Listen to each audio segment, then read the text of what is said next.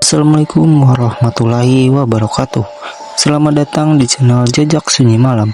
Malam ini saya akan membagikan sebuah kisah horor yang datang dari sebuah desa terpencil di tengah kebun karet yang sudah lama dikenal angker oleh warga sekitar.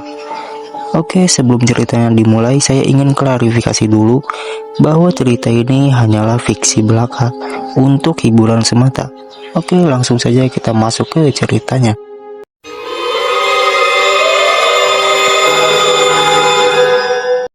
Malam itu hujan baru saja reda. Jalan tanah menuju kebun. Karet masih terlihat basah dan licin setelah diguyur hujan hampir 2 jam lamanya. Genangan air kecil tampak memenuhi beberapa bagian jalan, sementara aroma tanah basah bercampur dengan bau khas getah. Karet terasa sangat kuat di udara malam. Roy, seorang pemuda berusia 24 tahun, mengendarai motor. Tuanya pelan-pelan melewati jalan, setapak menuju kebun karet di ujung desa. Di bagian belakang motor, tergantung sebuah karung berisi alat sadap, senter kecil, dan beberapa wadah penampung getah. Lampu motor yang redup hanya mampu menerangi beberapa meter ke depan. Di kanan kiri jalan, deretan pohon karet berdiri rapat seperti bayangan, hitam yang memanjang dalam gelap malam. Sudah hampir seminggu harga karet naik cukup tinggi. Karena itu, banyak warga desa mulai kembali bersemangat menyadap karet, bahkan sampai larut malam. Bagi warga desa kecil itu, kenaikan harga karet menjadi kabar baik setelah beberapa bulan terakhir. Hasil panen selalu menurun. Namun berbeda dengan warga lainnya yang memilih kebun dekat permukiman, Roy justru memilih kebun paling ujung yang letaknya jauh dari rumah warga. Kebun itu sudah lama dikenal angker. Beberapa orang tua di desa sering bercerita tentang kejadian aneh yang pernah terjadi di sana. Ada yang mengaku mendengar suara langkah besar di tengah malam.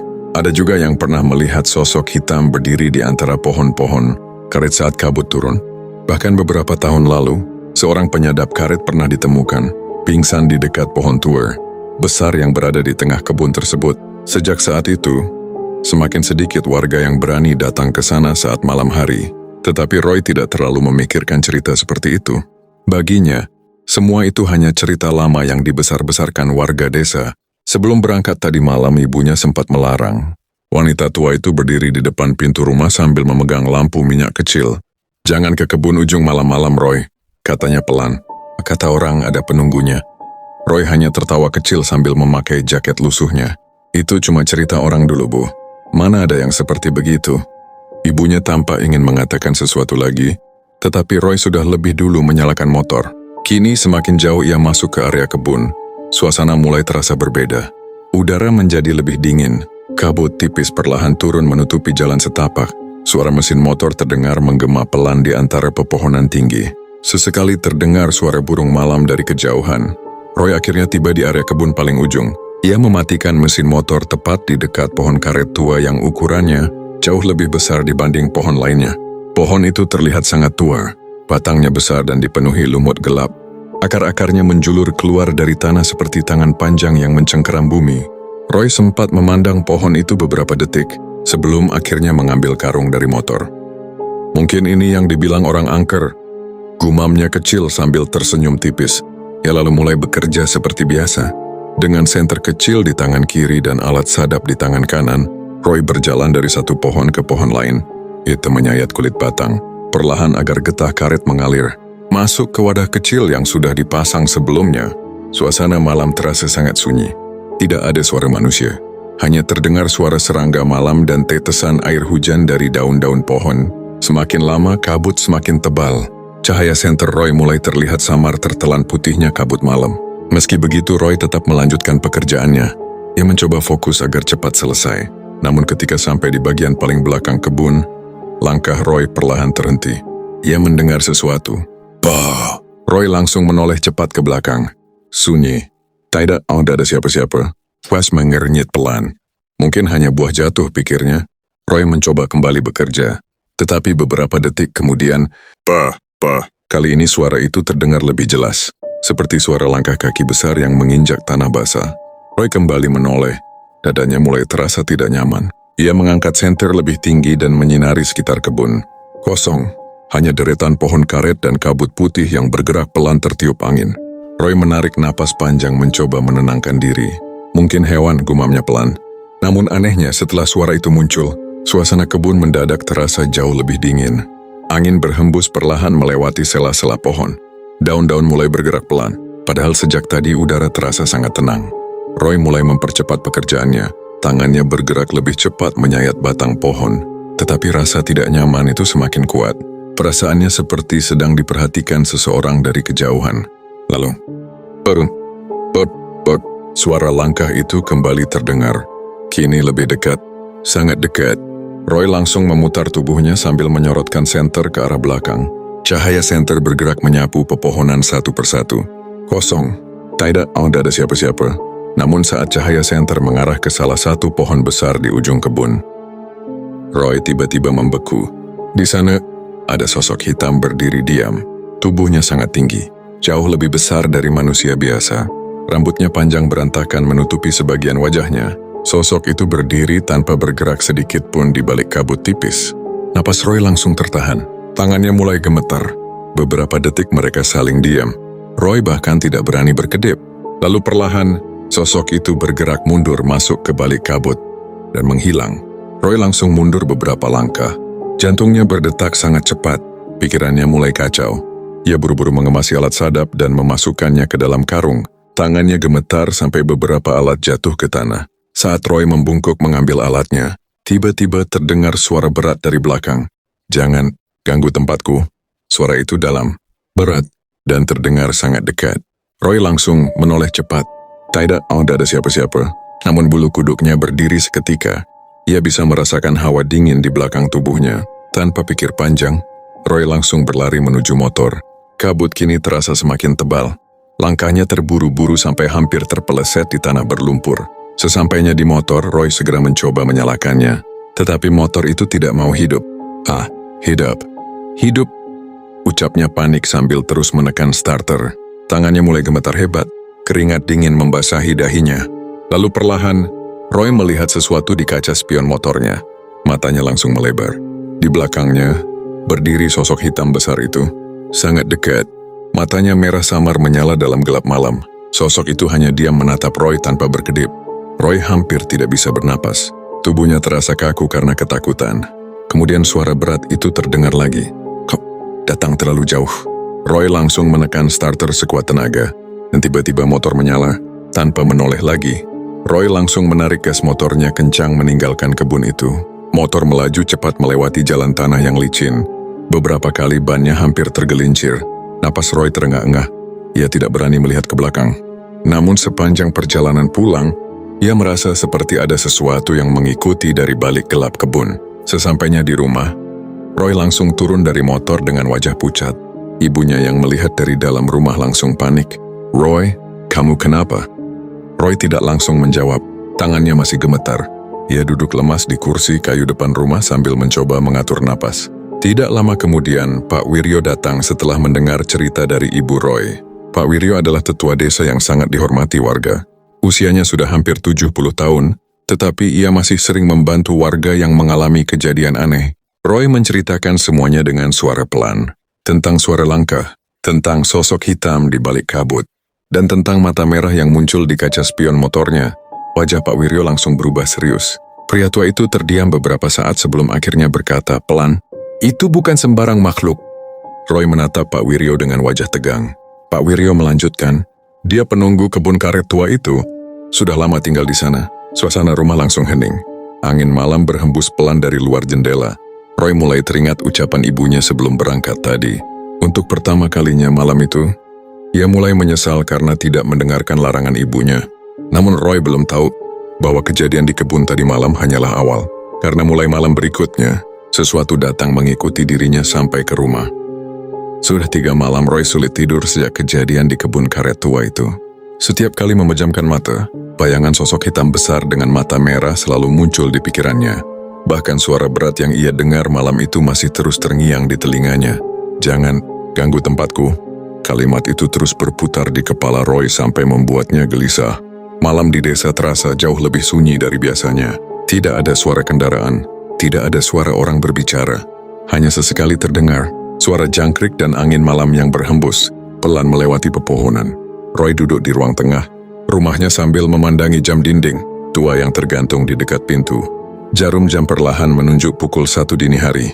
Dan tepat beberapa detik kemudian, bah, bah, bah. Suara langkah berat itu terdengar lagi dari belakang rumah. Roy langsung menegang. Suara itu sangat jelas. Persis seperti suara yang ia dengar di kebun karet malam itu. Seolah ada seseorang bertubuh besar sedang berjalan pelan di tanah basah belakang rumahnya. Roy mencoba diam. Ia menarik napas panjang sambil menggenggam erat ujung kursi kayu tempat ia duduk. Mungkin cuma orang lewat. Gumamnya pelan mencoba menenangkan diri. Namun suara itu terus terdengar. Bah, bah, bah. Perlahan langkah itu seperti mengitari rumah. Kadang terdengar dari samping, kadang berpindah ke belakang dapur, kadang berhenti tepat di dekat jendela. Bulu kuduk Roy mulai berdiri. Keringat dingin muncul di dahinya meski udara malam sangat dingin. Tiba-tiba pintu kamar ibunya terbuka perlahan. Wanita tua itu keluar sambil memegang selimut tipis. Wajahnya terlihat pucat. "Roy," katanya pelan. "Itu suara apa?" Roy terdiam. Ia tidak tahu harus menjawab apa, karena jauh di dalam pikirannya Roy sadar suara itu bukan suara manusia biasa. Ibunya perlahan duduk di samping Roy. Mereka hanya diam mendengarkan suara langkah berat yang masih terdengar di luar rumah. Bah, bah, bah. Lalu mendadak suara itu berhenti. Suasana langsung sunyi. Terlalu sunyi. Roy perlahan berdiri dan mencoba melihat keluar lewat celah jendela. Gelap. Tidak ada siapa-siapa. Namun entah kenapa ia merasa ada sesuatu yang sedang berdiri di luar sana, memperhatikan rumah mereka dalam diam. Malam itu Roy tidak tidur sama sekali. Ia memilih duduk sampai pagi sambil memegang senter kecil di tangannya. Keesokan harinya wajah Roy terlihat lelah. Matanya merah karena tidak tidur semalaman. Beberapa tetangga mulai memperhatikan perubahan sikap Roy yang menjadi lebih pendiam. Biasanya Roy sering bercanda dengan warga saat pagi hari, tetapi kini ia lebih banyak diam dan melamun. Saat siang tiba, Roy mencoba pergi membantu temannya di kebun dekat desa agar pikirannya optimistis. Namun sepanjang perjalanan ia merasa seperti sedang diikuti. Beberapa kali ia menoleh ke belakang.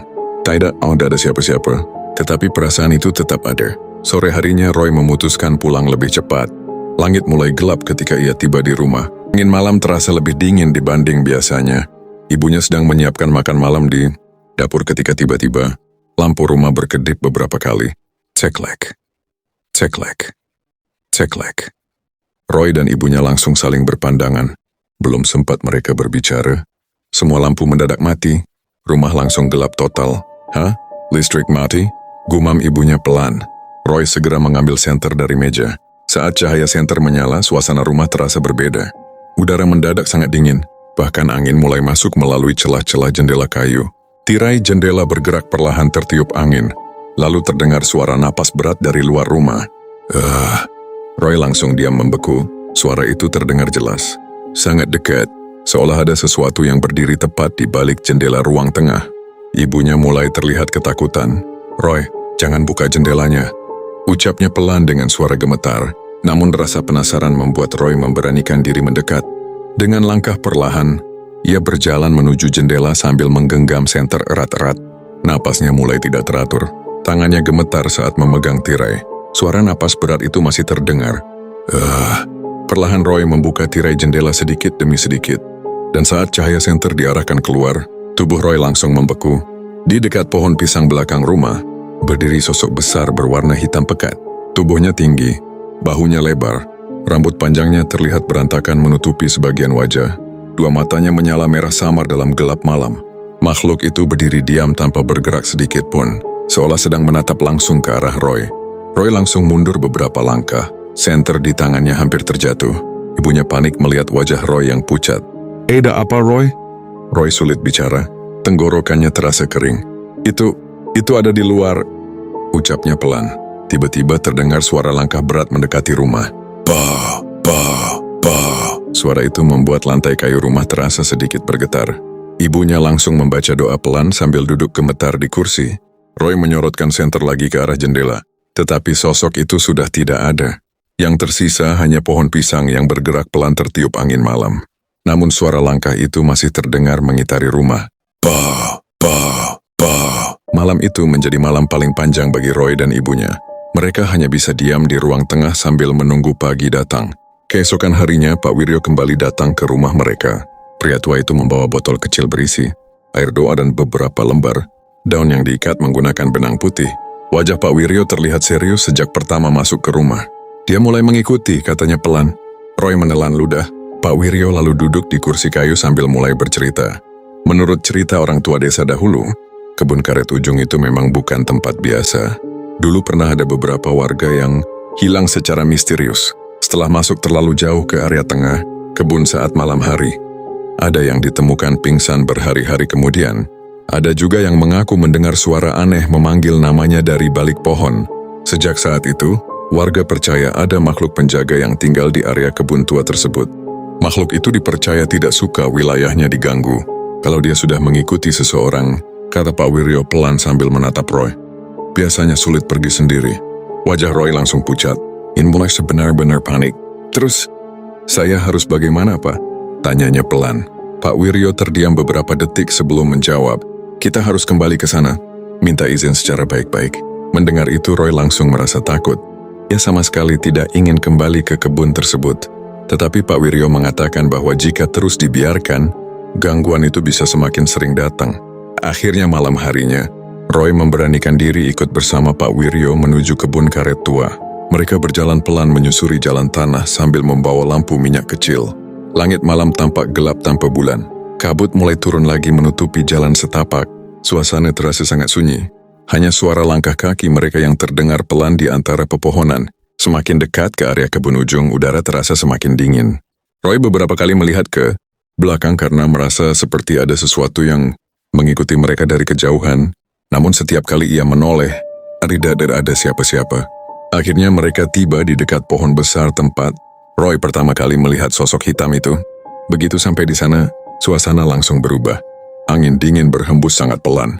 Kabut mendadak menjadi jauh lebih tebal. Lampu minyak di tangan Pak Wiryo mulai bergerak tidak tenang. Roy bisa mendengar suara napasnya sendiri yang mulai memburu. Lalu tiba-tiba, terdengar suara tawa berat dari atas pohon. Hahaha. Roy langsung menegang. Pak Wiryo perlahan mengangkat lampu minyak ke atas. Dan di salah satu dahan besar pohon tua itu, duduk sosok hitam besar yang sama. Tubuhnya besar, rambutnya panjang berantakan. Matanya merah menyala dalam gelap malam. Makhluk itu menatap mereka tanpa berkedip.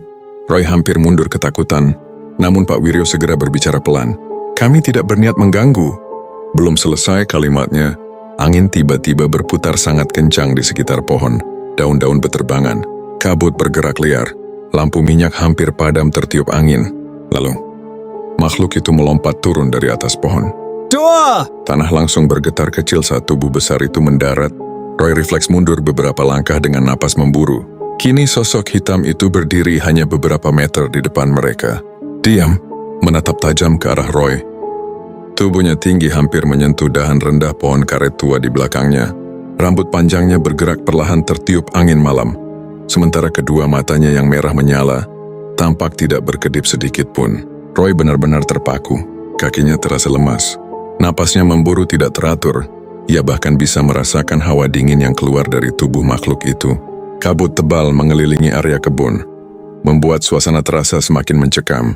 Daun-daun pohon bergerak pelan disertai suara angin yang terdengar seperti bisikan samar di tengah malam. Namun anehnya, makhluk itu tidak langsung menyerang. Ia hanya berdiri diam sambil terus menatap Roy. Pak Wiryo yang sejak tadi berdiri di samping Roy perlahan maju satu langkah. Dengan gerakan pelan dan hati-hati, pria tua itu menaruh lampu minyak di atas tanah basah. Cahaya kecil dari lampu minyak membuat bayangan pohon-pohon di sekitar terlihat bergerak panjang dan menyeramkan. Pak Wiryo lalu mengangkat kedua tangannya perlahan. Kami hanya ingin meminta maaf, ucapnya dengan suara tenang. Makhluk itu tetap diam. Suasana mendadak menjadi sangat sunyi. Bahkan suara serangga malam seperti menghilang begitu saja. Roy bisa mendengar suara detak jantungnya sendiri yang berdetak sangat cepat. Beberapa detik berlalu tanpa suara. Lalu tiba-tiba terdengar suara berat dari sosok itu. Manusia selalu datang merusak. Suara itu terdengar dalam dan berat, seperti gema yang muncul dari dalam tanah. Roy langsung menelan ludah. Tubuhnya semakin gemetar. Ia tidak menyangka makhluk itu bisa berbicara seperti manusia. Pak Wiryo tetap berusaha tenang meski wajahnya terlihat tegang.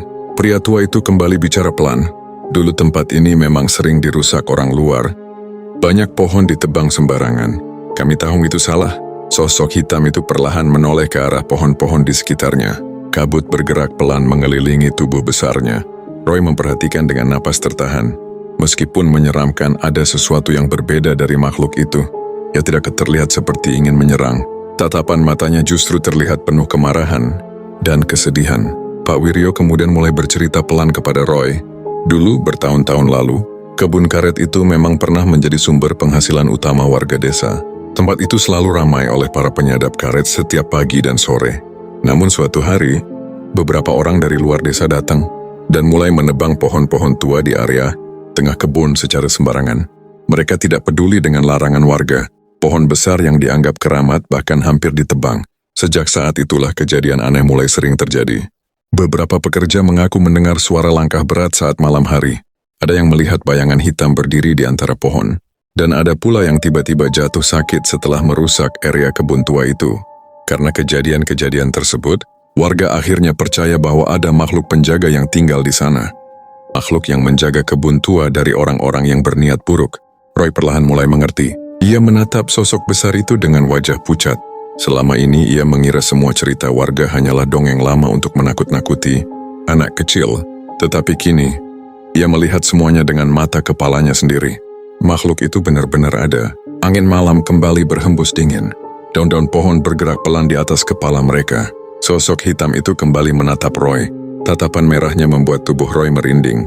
Namun kali ini Roy mencoba memberanikan diri. Dengan suara pelan dan sedikit gemetar, ia akhirnya bicara. "Saya minta maaf. Saya tidak tahu." Kalimat itu keluar perlahan dari mulut Roy. Ia benar-benar menyesal karena datang ke tempat itu tanpa menghormati cerita dan peringatan warga desa. Beberapa detik setelah Roy bicara, suasana mendadak berubah perlahan. Angin yang tadi berputar kencang mulai melemah. Kabut tebal di sekitar mereka bergerak perlahan menipis. Tatapan merah makhluk itu tidak lagi terlihat secerah sebelumnya. Sosok besar itu tetap diam sambil menatap Roy beberapa saat. Lalu perlahan, ia mulai mundur selangkah demi selangkah ke arah pohon tua besar di belakangnya. Gerakannya sangat pelan. Kabut putih mulai kembali menutupi sebagian tubuhnya. Roy dan Pak Wiryo hanya diam memperhatikan. Tidak ada yang berani bergerak. Saat tubuh makhluk itu hampir sepenuhnya tertutup kabut, terdengar suara beratnya sekali lagi. "Jaga tempat ini." Setelah mengatakan itu, sosok besar tersebut perlahan menghilang ke balik kabut malam. Dan dalam beberapa detik, ia benar-benar lenyap. Suasana kebun kembali sunyi. Hanya suara angin malam dan daun-daun pohon yang terdengar pelan. Roy masih berdiri terpaku dengan napas tidak teratur. Ia tidak percaya dengan apa yang baru saja terjadi. Pak Wiryo perlahan mengambil kembali lampu minyak dari tanah. "Kita pulang," ucapnya pelan. Roy mengangguk cepat. Mereka segera meninggalkan area kebun tua itu sambil berjalan, melewati jalan setapak yang mulai dipenuhi kabut tipis. Namun anehnya, meski suasana masih terasa menyeramkan, Roy tidak lagi merasakan hawa mengancam seperti sebelumnya. Perasaannya justru sedikit lebih tenang. Sesampainya di rumah, ibunya langsung menyambut mereka dengan wajah cemas. "Bagaimana?" tanyanya pelan. Pak Wiryo hanya mengangguk kecil. "Sudah selesai," jawabnya singkat. Malam itu untuk pertama kalinya setelah beberapa hari, Roy akhirnya bisa tidur dengan tenang. Tidak ada lagi suara langkah berat di belakang rumah. Tidak ada lagi suara napas dari luar jendela. Tidak ada lagi bayangan hitam dekat pohon pisang. Hari-hari mulai kembali normal. Roy kembali bekerja membantu warga desa seperti biasa. Namun kejadian malam itu tidak pernah benar-benar hilang dari pikirannya. Ia masih sering teringat mata merah yang menatapnya dari balik kabut. Dan suara berat yang berkata, "Jaga tempat ini."